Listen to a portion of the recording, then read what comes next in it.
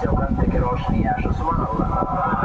পুষ্প রস সংগ্রহ করে মধুগুলো, এটা বলে sweet nectar. They collect the sweet nectar from the flowers.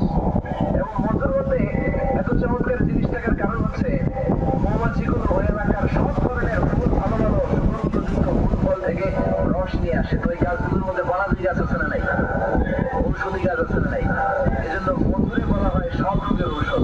যত বনাদি ঔষধি গাছের নির্যাস আর পুষ্প রস আছে সব আল্লাহ মধুর ভিতরে ঢুকায়া মধুকে আল্লাহ ন্যাচারাল ভ্যাকসিন বানাই দিয়েছে। চিল্লায় পড়ে আল্লাহু আকবার।